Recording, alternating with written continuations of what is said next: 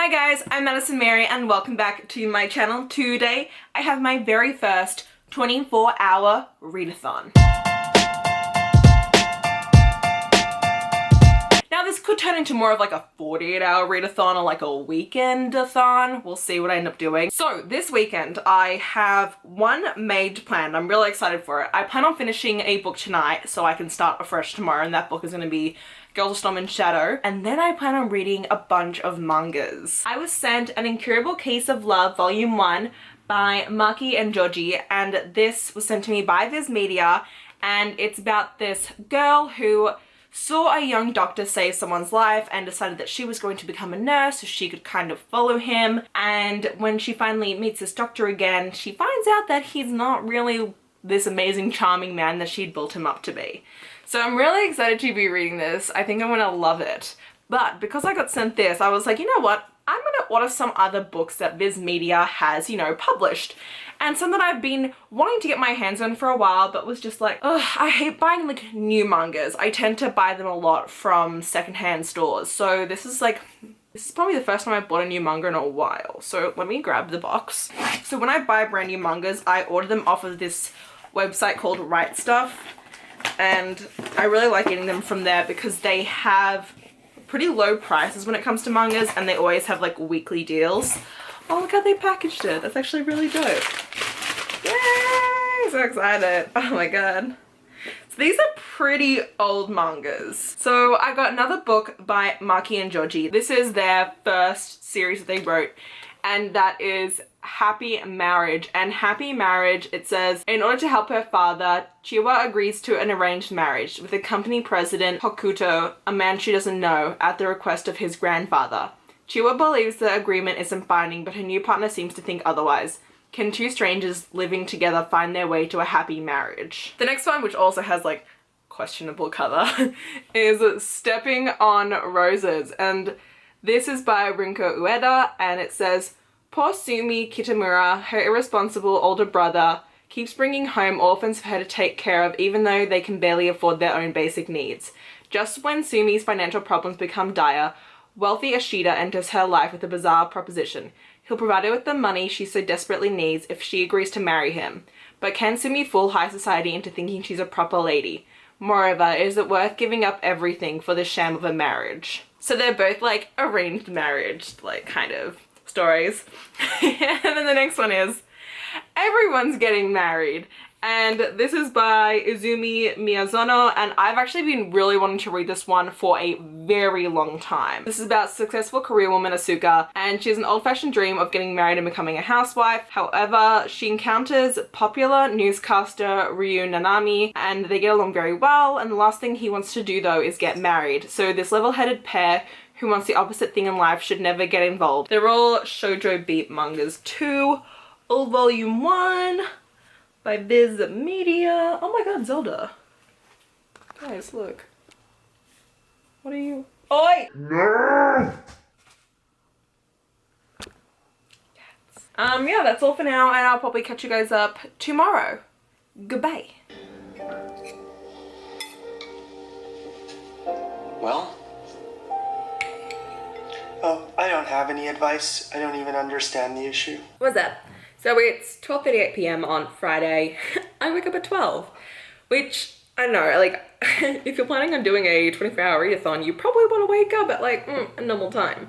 But I don't know, like, I've had a really long week, and just like sleeping wise, my sleep has been totally messed up. And so I think that I just really needed today to sleep in. So I'm not like mad at myself for sleeping in, even though it does happen sometimes. Like, I don't know about you guys, but there are times when like I'll sleep in and then I'll kind of be mad at myself because I'm like, oh, I just wasted so much of the day. Like, I did have plans of like other things I wanted to do than reading today, but I'm gonna have to like really think about my priorities. So I actually didn't read at all the rest of Girls in Storm and Shadow last night. So actually this will probably be the book that I'm going to try and finish today.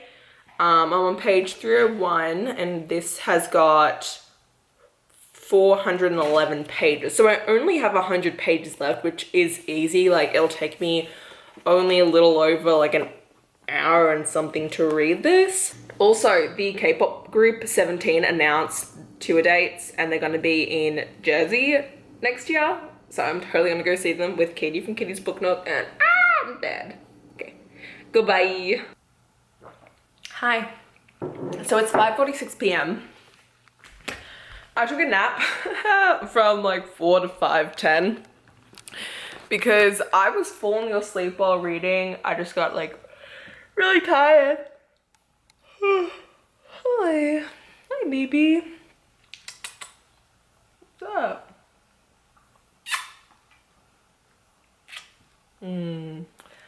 But I'm on page, I'm literally on page 393. So I have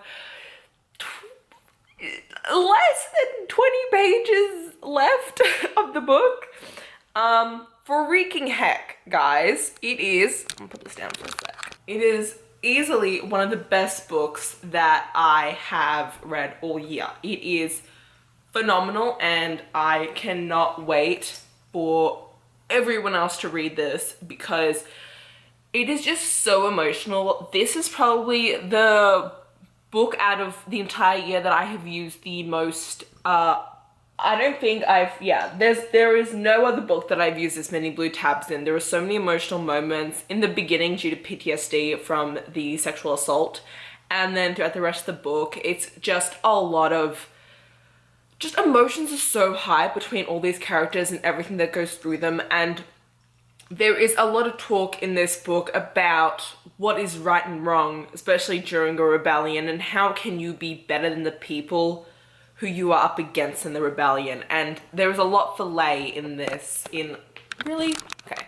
and there is a lot in this for ḻeɪ in trying to figure out, you know, what is right and wrong and what are people willing to do in order to secure alliances. And we have quite a few character deaths in this, and there was just a lot of talk about morality in this, and it's just so beautifully written. Natasha Nagan has some of the best writing I've ever seen easily, but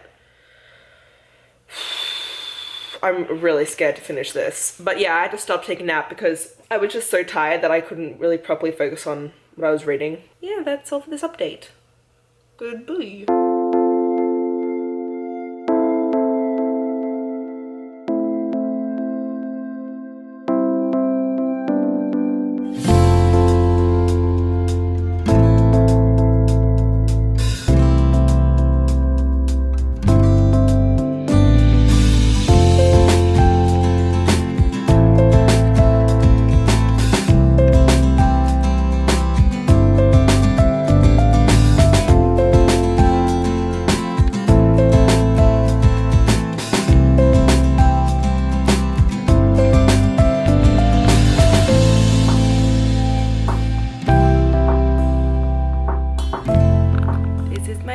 Kind of reading when I get to sit with my baby in my pocket. Yeah, I'll be doing good, baby girl. I love you. Yeah, so I'm currently reading An Incurable Case of Love. Finished Girls of Storm and Shadow, and I just have so many feelings. I'm just gonna tell you guys right now. 5 out of 5 stars easily. This is great. This is hilarious, by the way. I'm loving this. Highly recommend it. It does okay, ma'am. It does deal with some pretty dark topics. There is like a patient here who tried to commit suicide. A lot of people who are dying. It's definitely like, it's hilarious. There are a lot of times in here that I've laughed so far. I don't have much left. I'm like almost done. But it's definitely not going to be for everyone, but I adore it. And I'm so sad that I have to wait for like another 2 months, I think, for the next one to come out, because I really like this. Maybe I'll finish this, make dinner, and then read the next 3 after dinner. I don't know, we'll see. Making curry looks so sexy. Beep, beep, beep. Beep, beep, doop. Ma-doop. Cannot wait. Hello.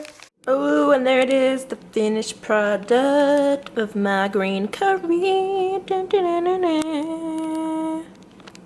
What's up? So it is currently 12:49 in the morning. I'm just making myself some tea, but I just finished all the mangas. So I read all 4 of the mangas. So I started off with an Incurable Case of Love, which I really enjoyed. I think this was really well written.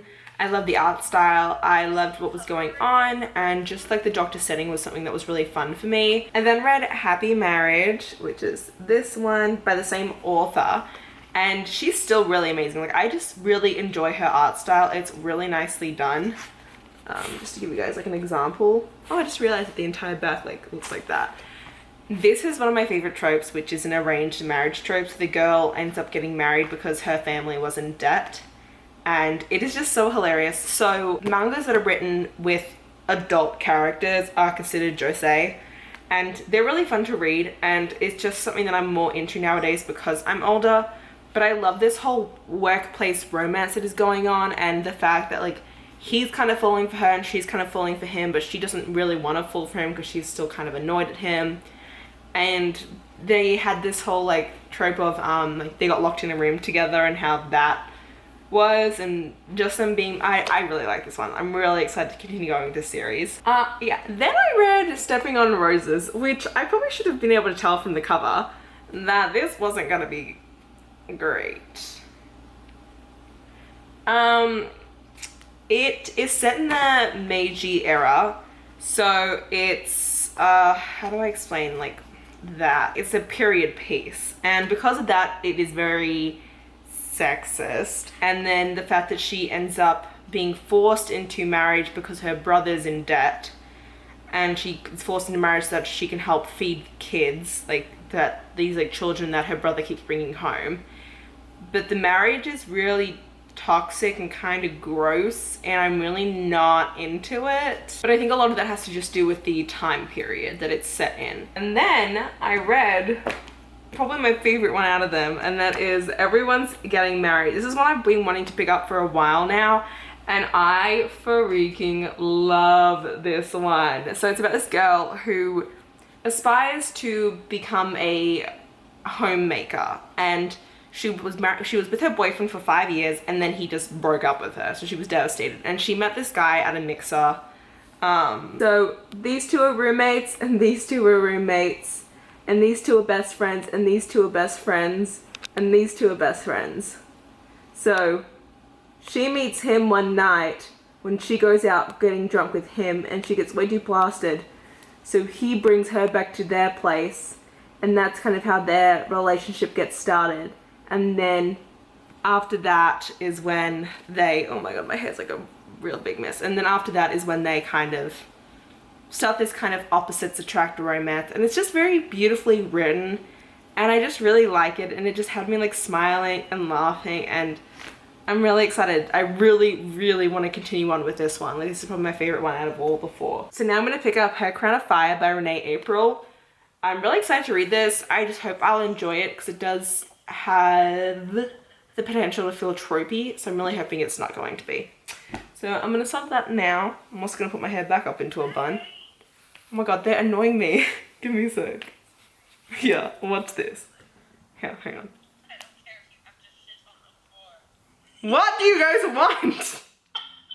It's called friendship. Were you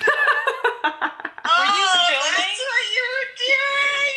I told you guys to give me a minute. I'll catch you guys up later, bye. More content. Hey, so it's 2 p.m. on Saturday now.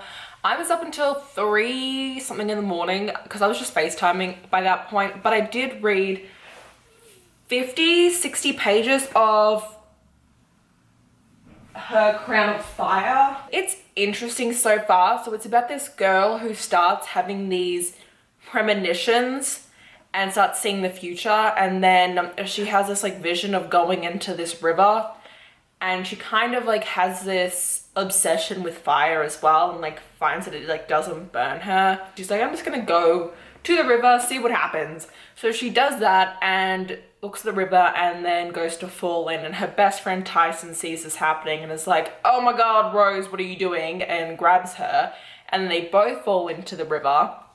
And there's like this tumultuous current, and then they both get dragged out of it, and they're in this completely different time where it's kind of like this alternate world. They're brought back to this house and they're like, you brought a human with you? To like Rose, and they're like, the academy's gonna want you, they love their mages. And then that's kind of the story, is like Rose is being brought to this academy to become like this mage, but things are going kind of bad for her at the moment. And she's like fire powered, and then there's Tyson, who's just human, and because he's a human in this world, like he could get killed because he was brought there by accident. I will admit, it kind of gives me feelings of Trial by Fire by Josephine Angelini, and I liked that book. It was a 3 out of 5 stars for me, so hopefully I'll like this one better. Yeah. But yes, that is all for now. Goodbye. 11:20 on Sunday. Didn't update you guys anymore last night because I just didn't. But positive news for you guys. I finished Her Crown of Fire. So proud of myself. Can't believe I finished the whole book this week. Woo! Okay, so that means I finished 2 books, 4 mangas in this 24-hour reading vlog. What BS. I actually had such an awesome weekend. I just got to FaceTime my friends and just read and enjoy myself. Like, this was such a self-care weekend, and I freaking loved it, and it's something that I really needed. I felt very conflicted about Her Crown of Fire, I'm not gonna lie. I think I gave it 3 out of 5 stars. I wrote my review, you can check it out down below. I'm not gonna go into too much detail here because, you know, it's gonna be obviously my wrap up for this month, but it did remind me of Trial by Fire by Josephine Angelini. I definitely enjoyed it more than that because it was way more fleshed out, and I loved the magic system is totally different as well. And so it's similar in the backbone of the storyline, but everything else is completely different. I will say that the second half of the book really gripped me, and I was way more invested in the plot in the second half. The writing did begin to improve in the end, and I think that's overall what my biggest issue was with this, was the writing style. You could just definitely tell that it was a debut, and compared to other debuts that I have read, this just isn't on par with other debuts, and that's the reason why it's not a 4, it's a 3-star. There was also just times where Rose's best friend Tyson just felt like he was forgotten, and then he would be brought back in. I will say that there is a major character death that happens around the 50% mark, and you felt that character death because as you were reading the rest of the novel, you felt their absence. And because you were able to feel their absence, you understood Rose's pain and why she was so affected by this and why this death changed her as a person. And I think that the representation of her pain was very well crafted, as well at the same time as when this character died, Rose ended up getting a chunk of her calf ripped out, and so she now has a limp and has to use a cane, and she's now in chronic pain because of that. And that representation was something that I did not see coming, and I actually really appreciate it because you saw her struggling with that as well, and having her grief and this whole sense of denial, and also just how she worked through it, and I actually really appreciated it. I am a little annoyed with how it ended because I hate when that happens in books, even though I've only seen it done once, but it's the exact same ending as Trial by Fire, if you know what that is. And it frustrates me, but it's okay. I'm actually I really want to pick up the next book in this series once it eventually comes out. I mean, like, this book isn't even out yet when I'm reading it, like, I also loved runes. Like, Rose ends up studying runes at the academy, and that was so cool. Like, I have not seen runes used in so long, like, discounting it, like, not including, like, Shadowhunter World. I have not seen runes used in books in so long, so I loved it. I love runes in books, and I feel like I'm so used to it being in Shadowhunters that I love seeing it when it's in other books and how other authors represent it. But yes, that was my 24-hour reading vlog. I hope you guys enjoyed it. Let me know if you want me to do this like any other time. I feel like these like small weekend reading vlogs pretty much, because I had a lot of fun doing them, and I think it's a good way to really get me into like reading, and I only really have 1 book left on my TBR now. Yeah, so if you guys enjoyed this video, please hit the like button down below. If you want to see more of me, please go to my channel, and until next time, thanks a bunch guys. Bye!